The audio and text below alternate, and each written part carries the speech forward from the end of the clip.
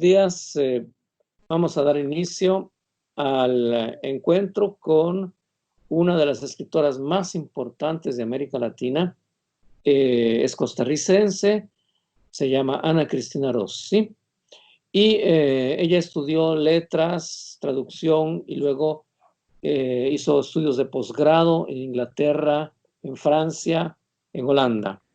Por lo tanto, tiene una formación bastante cosmopolita que se va a notar bastante. Y se va a notar en su primera novela, que es María la Noche, que es de 1985, y es una de las grandes novelas latinoamericanas del siglo XX. Yo creo que esa novela está esperando su tiempo para que sea reconocida como una de las más grandes novelas de la época. Obtuvo el Premio Nacional de Novela de Costa Rica, sin embargo. Luego escribió La Loca de Gandoca, que es una novela sobre la cual vamos a conversar un momento después. Limón Blues en 2002, por la que recibió el Premio Latinoamericano de Narrativa José María Arguedas en Cuba en el 2004. Y es lectura recomendada para el bachillerato en Costa Rica. Sucesivamente viene Limón Reggae, que publicó en 2007, y enseguida en 2016 La Romana Indómita, y en el 2019 Tocar a Diana. También es autora de cuentos, ha sido muy publicada y muy traducida, y en el 2004 el gobierno de Chile le otorgó la medalla del nacimiento de Pablo Neruda por el conjunto de su obra.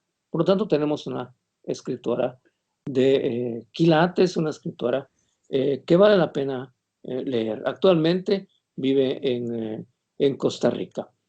Ana Cristina, bienvenida a la Universidad Católica y al Instituto Cervantes también, ¿no? Que Claro. Muchísimas a quien gracias. Bueno, agradezco el patrocinio para estos encuentros, y agradezco a su directora que nos acompaña el día de hoy. Agradezco también la presencia de la profesora Craveri, que ha hecho el curso de este año dedicado a Ana Cristina Rossi. Entonces, la primera pregunta, Ana Cristina, es ¿por qué a un cierto punto de tu vida sentiste la necesidad de escribir literatura? mira, yo siempre escribí. Yo siempre llevaba un cuadernito que yo empecé estudiando, bueno, estudié danza, ballet clásico desde muy pequeña. Esa era una cuestión que las niñas de la burguesía siempre hacían. O sea, las mamás nos llevaban a clases de ballet desde los 5 años. Entonces yo estudié ballet clásico y luego danza moderna y luego me metí en la Universidad de Costa Rica a estudiar sociología, pero siempre desde pequeña yo llevaba un diario. Probablemente porque tuve una madre muy feroz, muy despiadada, que siempre encontraba que todo lo que yo hacía estaba mal, que yo era feísima, que yo tenía que crecer porque si no iba a ser una enana espantosa, que todo lo que hacía, que hablaba demasiado alto, que no tenía pudor, siempre. Entonces, mi refugio era un diario, pero además tenía una abuela paterna y un lado de la familia paterno a donde leer era muy importante y lo único que regalaban eran libros. Entonces yo empecé a leer sola, a los 3 años aprendí y a partir de ahí leía todo lo que podía, prohibido, no prohibido. Entré a la biblioteca de mi papá y me leí todo. Recuerdo libros como Matar a un ruiseñor, que me lo leí a los 7 años. Entonces, claro, la escritura era una cosa que me empezó a venir muy fácil. Y como a los 17, 18 años, tuve un novio intelectual y yo le dije, yo tengo un montón de cosas escritas, quiero enseñárselas a alguien. Y se las enseñé al poeta Alfonso Chase. Pero el medio costarricense es muy mezquino y muy pequeño. Y existe lo que yo ahora comprendo que se llama el juego de suma cero. Es decir, que si ese es bueno, me quita lo bueno mío. O sea, entre más bueno sea él, menos bueno soy yo. Como si fuera una cantidad limitada la literatura que hay que repartirse. Entonces se lo enseñé. Alfonso no me dijo nada. Digamos que se portó neutral. no me quiso decir nada. Se lo enseñé a otra persona, no voy a decir su nombre, pero era como la especialista en letras en la izquierda en ese momento, y me dijo, eso no funciona, no va para ningún lado. Entonces dejé de escribir.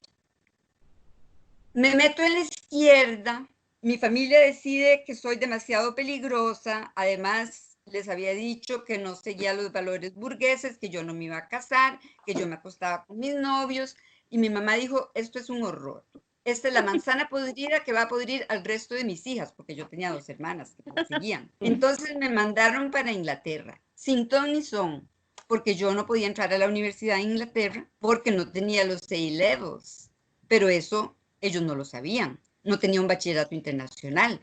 Entonces yo llegué a Inglaterra y como no podía entrar a la universidad y además probablemente mi padre, que siempre tenía altibajos, tenía mucho dinero y de pronto lo perdía todo. Mi vida era siempre así, vivir en la opulencia y luego no tener ni siquiera para pagar el colegio.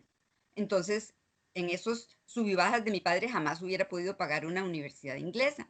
Pero la escuela de danza era barata. Entonces me metí al London School of Contemporary Dance y me dejaba tiempo para escribir y ahí volví tímidamente a retomar la escritura y empecé a escribir María la Noche, pero con mucho miedo porque en Costa Rica me habían dicho que yo no servía para eso. Y una vez llegó un poeta maracucho, no recuerdo su nombre, pero compartía yo casa con una venezolana y una costarricense, Marcela Aguilar.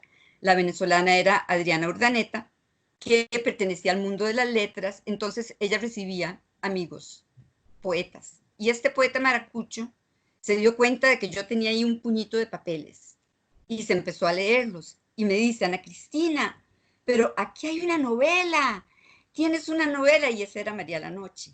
Tienes una novela, y yo, no, pero yo no sirvo para escribir, me dijeron que era malísima. No, es buenísima, tienes que seguir escribiendo. Entonces, ese poeta maracucho, cuyo nombre no recuerdo, me dio el empujón y les dijo a las de la casa, aquí hay un genio, tienen que dejarla en la noche escribir, hacerle silencio.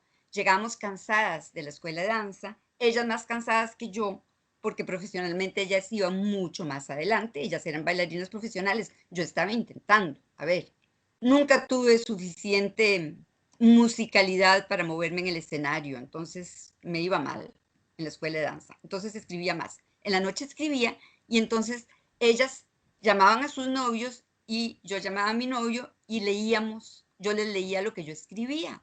Y así fue como nació María la Noche, porque ellos y ellas me decían, esto me gusta, esto no me gusta, eso está genial, así. Y así fue como me hice escritora, porque si me hubiera quedado con la primera opinión, la opinión de Costa Rica, no.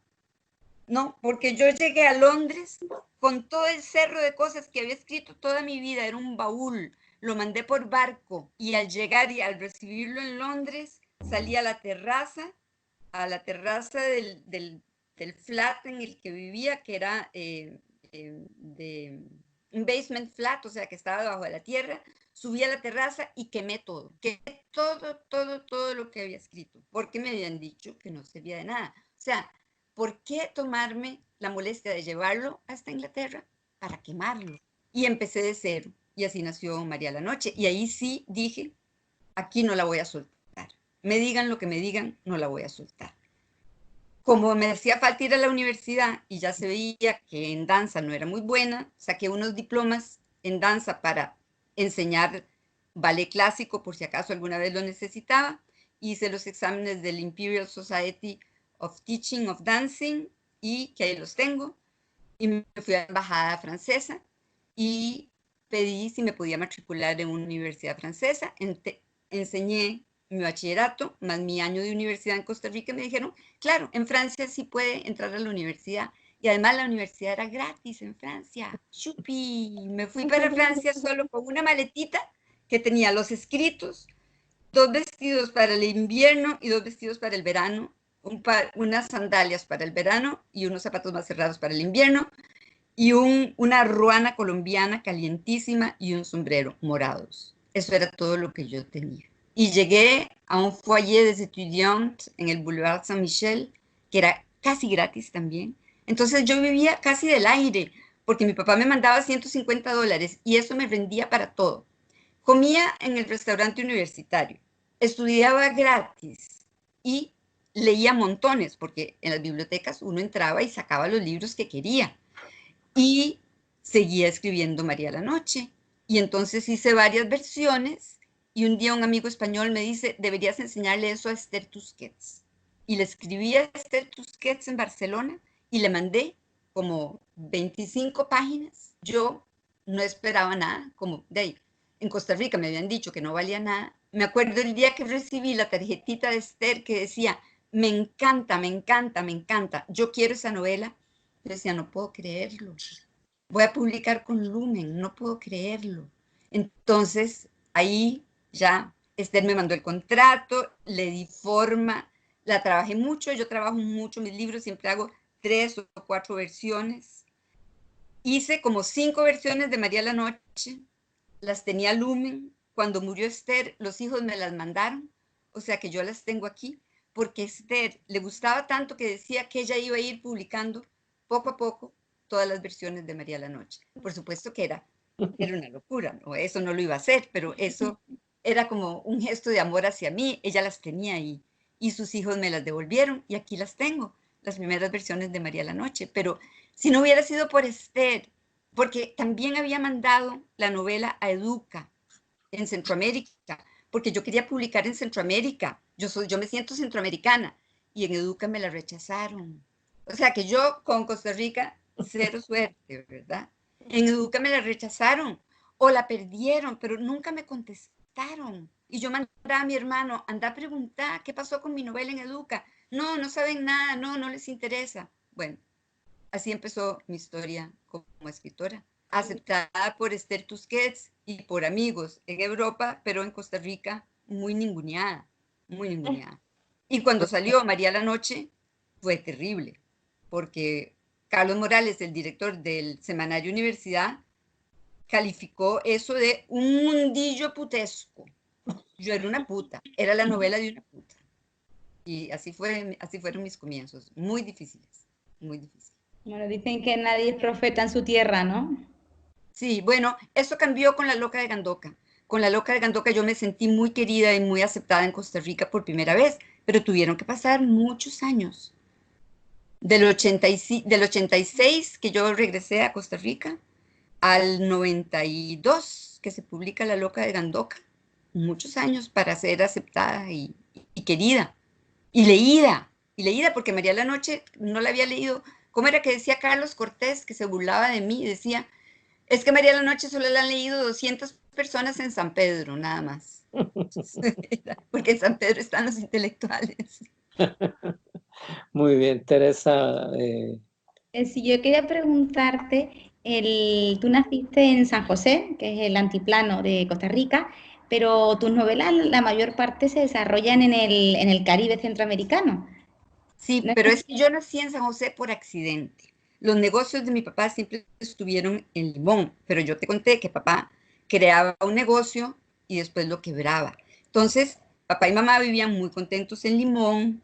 Mamá tenía una panza de 8 meses de embarazo cuando papá quebró y no había con qué pagar el alquiler en Limón. Una falla de mi padre, pero debía haber nacido en Limón. Y la infancia fue en Limón y luego me en San José, pero cada vez las vacaciones, todas las vacaciones, los fines de semana largos, siempre regresamos a Limón.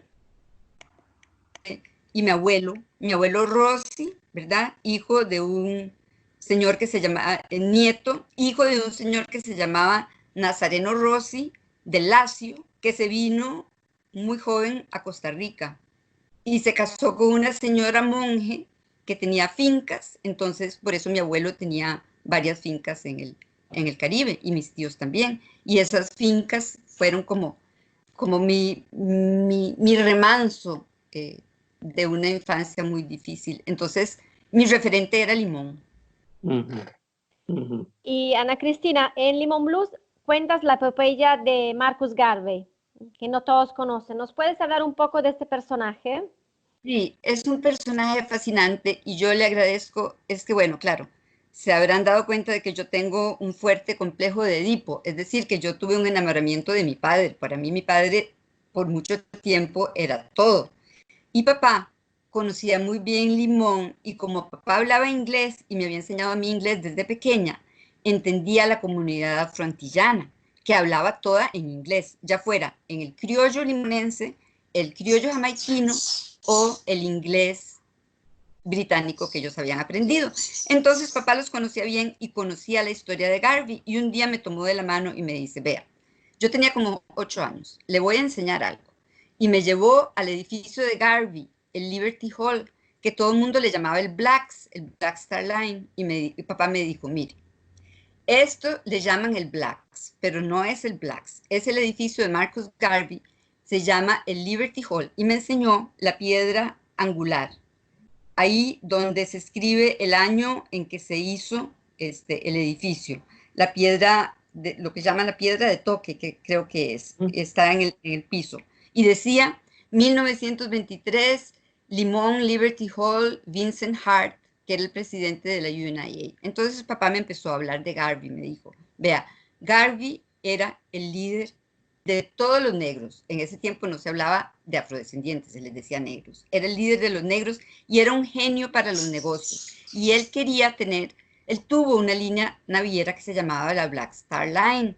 Y por eso a este edificio le dicen el Blacks. La Black Star Line, como Garvey era un genio, me dice, él sabía que los barcos nunca pueden ir vacíos porque eso es el peor negocio para un naviero. En ese momento papá tenía la única línea naviera costarricense que ha existido en Costa Rica, se llamaba la Tica Line.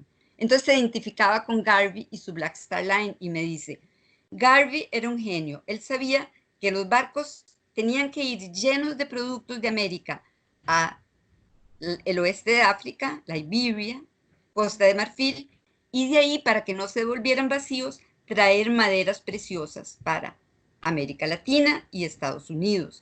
Y entonces me empezó a contar la historia de Garvey. Garvey, me dice, fue el que inventó la frase Black is beautiful. Y todas estas organizaciones que usted ve aquí, de los negros cantando y bailando, bueno, muchas de estas organizaciones las fundó Garvey y me dejó ese gusanito, porque yo veía las organizaciones y la gente cantando y unos blues maravillosos, y yo dije, algún día tengo que escribir esta historia a los 8 años. Papá me dejó el gusanito de quién fue Garvey. Yo le dije, papá, ¿y por qué?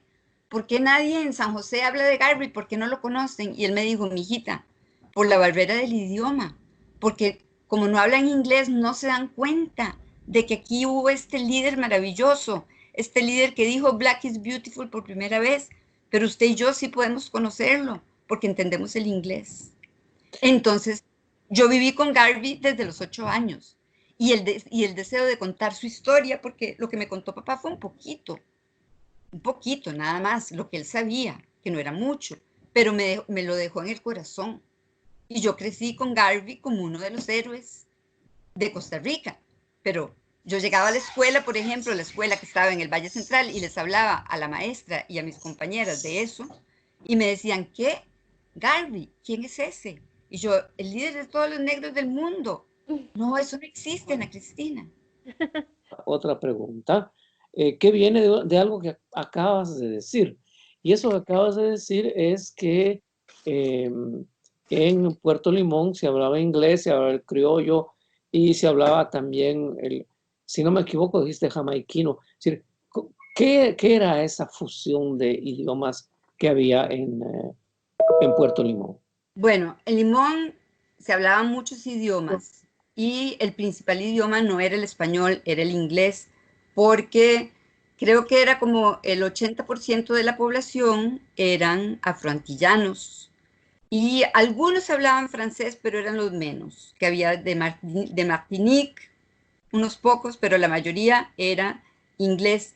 Pero había ese creol jamaiquino que fue el resultado de la mezcla de los idiomas africanos que los ingleses prohibieron con el inglés. Y alguna gente, digamos recién llegada de Jamaica, todavía lo hablaba, pero ya en Limón se había formado otro creol, que era el de la mezcla de el inglés con el creol jamaiquino, que algunos llevaban, y las demás lenguas que se hablaban en Limón, que era, a veces hablaban alemán, había alemanes, a veces hablaban yiddish, o sea, era como un crisol de lenguas y de ahí resultó el criollo limonense. Los afrodescendientes han hecho varios estudios sobre el criollo limonense, pero cuando ellos querían darse a entender, darse a respetar y ser elegantes, hablaban el inglés impecable que ellos decían que les había legado la reina Victoria. Porque como ellos obtuvieron la libertad de la esclavitud mucho antes que los negros españoles. Ellos fue en 1833 que dejaron de ser esclavos, que fueron, como ellos le llamaban, emancipation. Pero se quedaron sin trabajo, porque antes, bueno, eran esclavos, pero les daban de comer, los alojaban, y se vieron en las islas emancipados, o sea, ya no esclavos, pero sin trabajo. Entonces empezó la diáspora por todo el Gran Caribe. ¿Y qué era lo que estaba, donde se empleaban más? Bueno, en la zafra, en Cuba. Por eso el movimiento de Garvey fue muy importante en Cuba. En Limón, las bananeras. Venían a emplearse en las bananeras. Y luego en Limón se fueron quedando, en Cuba también se fueron quedando, pero el problema fue el racismo. Y fue un racismo primero que todo lingüístico, porque las autoridades costarricenses no podían aceptar que hubiera otro idioma más que el español. Hicieron lo mismo con todas las lenguas originarias, que había 5 lenguas originarias, ¿verdad? La lengua térraba, la lengua bribri, la lengua cabeca, la lengua malecu y me falta una que ahorita me acuerdo, la lengua boruca. Bueno, y la lengua nove de los que viven entre Panamá y Costa Rica. Costa Rica solo aceptaba el español y no podía aceptar que en Limón se hablara inglés. Imagínense lo que hubiera sido. Por ejemplo, en San Andrés, las autoridades colombianas integraron el inglés como una lengua oficial. Y en San Andrés, la comunidad fue bilingüe. En Costa Rica lo que se hizo fue una persecución al inglés. ¿Y cómo me di cuenta yo de eso? Cuando descubrí los periódicos en inglés que publicaban los afroantillanos, que ellos tenían sus periódicos en inglés y contaban todo lo que pasaba, y los costarricenses los excluían porque decían que el idioma inglés los desnacionalizaba. Entonces, para asimilar a los negros les ponían como condición dejar de hablar inglés. Y ellos no querían. Entonces, también hubo un problema con el empleo. Ellos eran empleados de élite en la bananera, justamente porque hablaban inglés, entonces podían entenderse con los administradores y, bueno, la United Fruit, ¿verdad? Era gringa. Y la Northern Railway Company era inglesa, entonces los negros tenían la ventaja del idioma y tenían los mejores puestos. Y eso ponía mal a los costarricenses.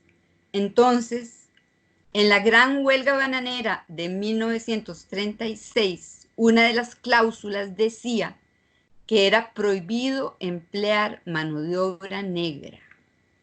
Esa huelga que se ve como uno de los grandes logros costarricenses, esa huelga glorificada por Joaquín Gutiérrez, lleva una cláusula racista metida, ¿verdad?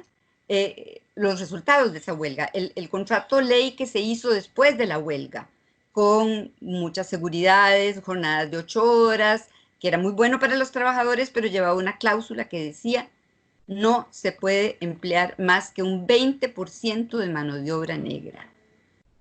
Y era casi el 100% de mano de obra. Entonces no tuvieron más remedio que empezar a emigrar, porque también había una cláusula que decía los negros no pueden ir a trabajar al resto del país. Y cuando las bananeras se trasladan en los años 30 a Golfito, al Pacífico, a los negros no se les permite viajar. Entonces empieza la diáspora de los negros costarricenses a Estados Unidos. Y hasta el día de hoy, después de ser el 80% de la población, ahora son probablemente con mucho como el 15%. Y hay otra cosa que llama la atención, que me lo señalaba una mujer que se llama Reina Rosario, que hizo su tesis sobre los afrolimonenses. Me decía, Ana Cristina, Limón es el único puerto del Caribe, ya fuera de las islas o del Caribe centroamericano, que no tiene tambores. No hay tambores en Livingston, en Belice, en todo lado, en las costas de Honduras, en las costas nicaragüenses, están los tambores. En Limón no hay tambores. ¿Por qué? Eso lo descubrí en los periódicos de Limón. Se prohibieron por satánicos. Ajá. Porque los negros los usaban en sus rituales, revival, a donde giraban, caían en trance, llamaban al espíritu, pero como no entendían lo que estaban cantando porque era en inglés, creían que era demoníaco. Y nadie se preocupó en traducirlo. Entonces los prohibieron, porque eran satánicos. Es extremadamente interesante. Por desgracia, el tiempo nos está corriendo detrás y entonces vamos a hacer una última ronda de preguntas y doy la palabra a Teresa.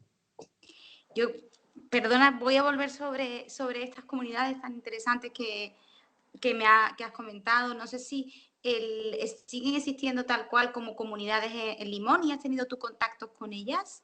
Sí, claro, y muchos de ellos se han venido a San José porque, bueno, al principio era mal visto que los negros vinieron a San José, pero luego hubo una serie de luchas, sobre todo en los años 80 y 90, y la comunidad negra de San José creció y hubo gente profesional. Por ejemplo, la primera ministra de la mujer que tuvimos fue Esmeralda Britton, que es una negra, pero ella misma me contaba, me decía, la otra noche, esto me lo dijo en el 2005, la otra noche mi marido venía de Limón a San José en el bus venía lleno, al lado de mi marido, su marido negro, ¿verdad? Quedaba un sitio libre, nadie se sentó, lo dejaron libre, porque no se querían sentar a la par de un negro, entonces sigue habiendo racismo, pero la comunidad se dividió, digamos que los que estudiaron, se hicieron intelectuales, bueno, como Queen's Duncan, el escritor, las Campbell, ¿verdad? Shirley Campbell, que es una poeta muy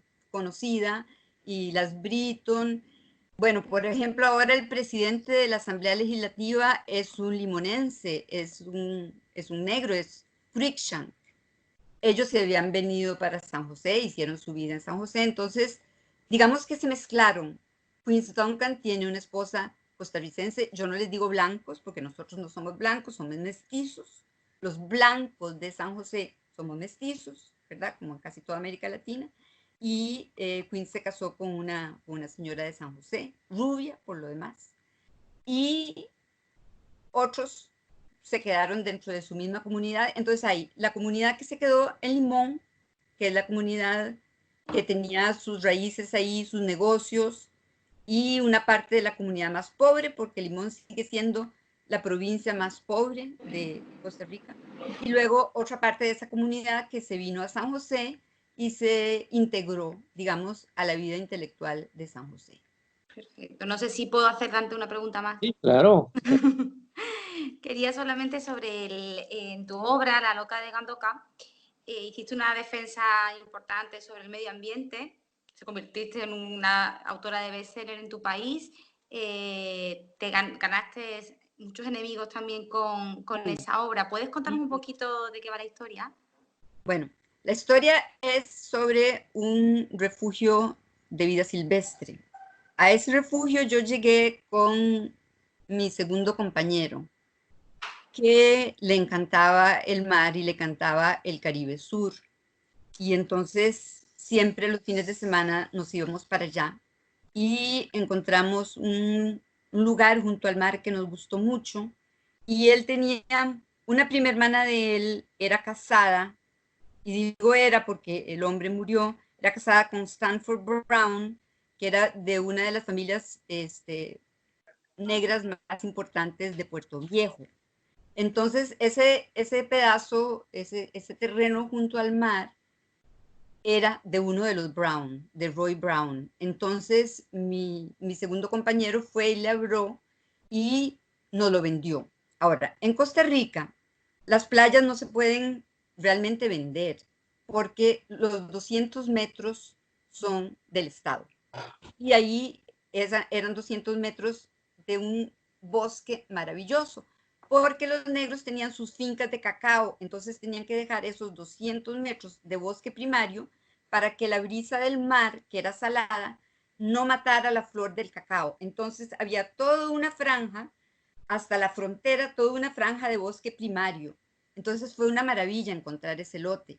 Nos vendieron, el ROI nos vendió la concesión y era un perfecto paraíso. Y de pronto coincide con el alcoholismo y el suicidio, porque en realidad fue un suicidio, de mi compañero, que empiezo a darme cuenta que están talando todos esos árboles, que empiezan a quitar toda la vida silvestre, y yo voy a averiguar al Ministerio del Ambiente qué es lo que pasa. Y me doy cuenta que yo vivía en un refugio de vida silvestre, que lo habían protegido y que ya no lo están protegiendo porque los intereses económicos se dieron cuenta que era una playa muy bonita y que era perfecto para desarrollo inmobiliario. Y el ministro está metido en el negocio inmobiliario y yo lo voy descubriendo. Entonces, ¿qué pasaba? Yo quería que me dieran las leyes y los papeles sobre qué desarrollos estaban haciendo y los estudios de impacto ambiental, y nadie me los quería dar. Entonces al principio decían, ahí viene la señora de Gandoca, porque era la señora que se preocupa por el refugio Gandoca Manzanillo. Después, ahí viene la vieja de Gandoca. Y al final era, ahí viene esa loca de Gandoca. Entonces por eso fue que le puse la loca de Gandoca. Y es una pelea que perdí. Es una pelea que perdí porque me amenazaron de muerte, me trataron de matar.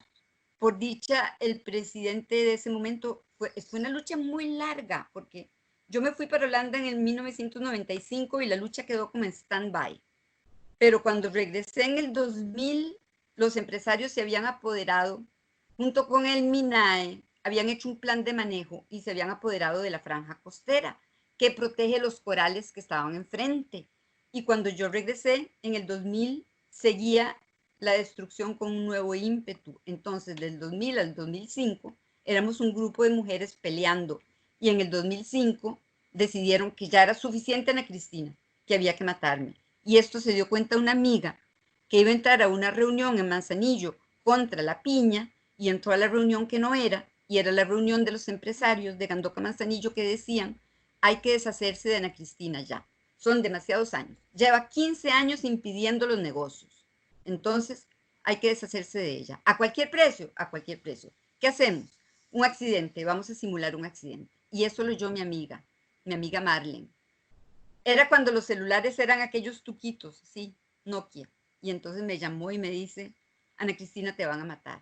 Y yo llamé al presidente, yo primero le dije, describime esos hombres. Y yo anoté, porque yo los conocía, los nombres de los empresarios. Le hice un fax a don Abel Pacheco y le dije, vea, don Abel, porque don Abel era limonense y amigo de la familia, entonces, y el primer psiquiatra que yo conocí, porque cuando empezaron a darse cuenta que yo en mi casa, que yo era medio chiflis, ¿verdad? Que no seguía los valores burgueses, me mandaron donde don Abel, a ver si don Abel me arreglaba.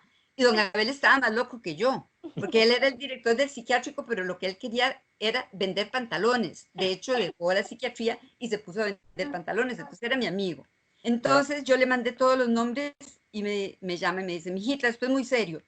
Hicimos una reunión con los fiscales, con el ministro de Seguridad, y se dieron cuenta de que yo corría peligro. Entonces tuve que vender la casa. Tuve que pasar un año entero sin volver y desligarme completamente de la lucha. Entonces la perdí. Lo único que gané es que no se hiciera la carretera que estaba proyectada de Manzanillo a Punta Mona. Fue lo único que gané. Digamos que la opinión pública se sensibilizó suficiente para pedir que no se hiciera esa carretera. Pero está todo ese asunto de, como ahora con el coronavirus, ¿verdad? Con el COVID, nos metemos en la casa y nos protegemos, pero ¿qué pasa con la economía? Igual lo planteaban en el refugio. ¿Protegemos la naturaleza y nos morimos de hambre? ¿O rompemos la naturaleza y tenemos nuestros negocios y nos hacemos ricos? Pero yo logré que no se hiciera la carretera, hasta el momento no se ha hecho, pero todo lo demás lo perdí. Lo perdí, está bastante urbanizado el refugio.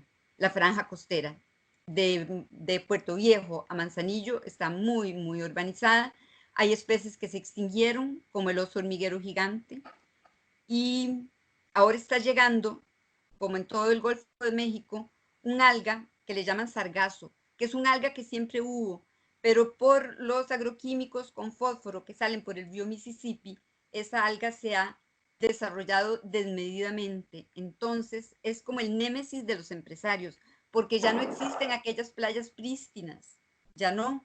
Igual les está pasando en Veracruz, en México, el turismo se ha ahuyentado porque las playas amanecen rojas, rojas y con un olor a podredumbre, y es la proliferación de esa agua, de esa alga.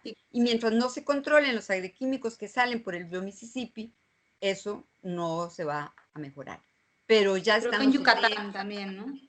En Yucatán. En México, sí, en Quintana México. Roo, sí. Sí, sé que en Yucatán están teniendo muchos problemas Sí. con esa alga.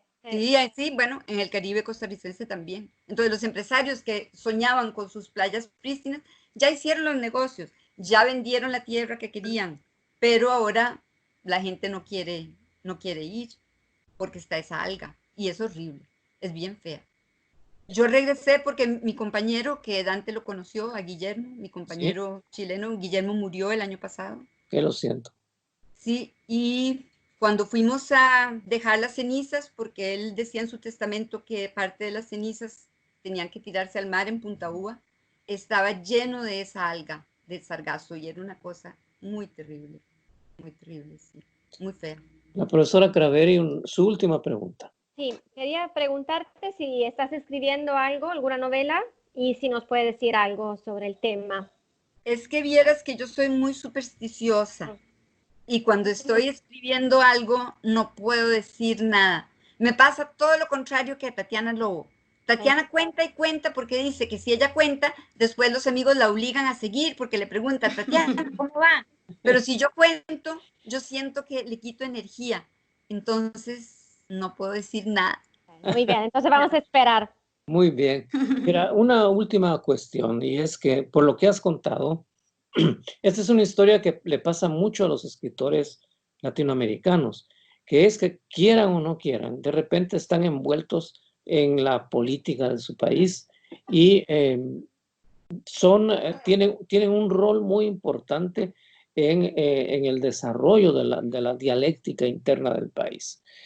¿A ti te pasó porque tú lo quisiste, porque tú querías hacer política, o porque simplemente eso te arrastró la historia?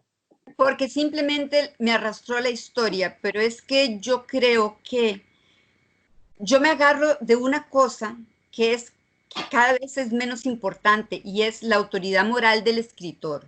Como ahora el escritor es también una estrella, ¿verdad? Como dice Vargas Llosa en su libro de la Sociedad del Espectáculo, yo me agarro a la autoridad moral del escritor. Entonces yo creo que yo sentía que yo tenía un deber moral de contarle a Costa Rica lo que estaba pasando para que me ayudaran.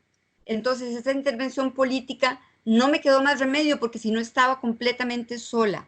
Pero de hecho me sacaron de la política con las amenazas de muerte.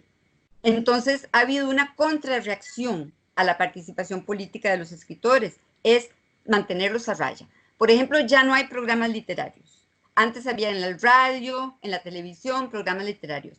En la segunda administración de Óscar Arias, que Óscar quedó por fraude, para protegerse de las denuncias de los escritores, eliminó todos los programas literarios. Entonces la voz de los escritores, por haberse metido en política, le han bajado el volumen. Y eso es una pena en una sociedad que se quiere sana, ¿verdad?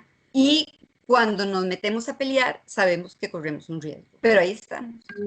Bueno, pues muchísimas gracias, Ana Cristina, por habernos concedido tu tiempo. Ha sido verdaderamente un placer y ha sido apasionante escucharte. Quiero agradecer también la presencia de Teresa Iniesta, directora del Instituto Cervantes, que siempre nos acompaña y nos empuja en nuestras actividades. Y de la Claro profesora, que sí, un placer.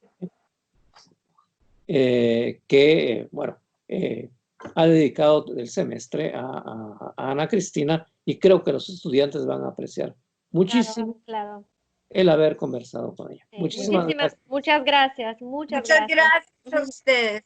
el honor es para mí. Muchísimas gracias, Dante. Un gusto verte y un abrazo, Mario. Un abrazo.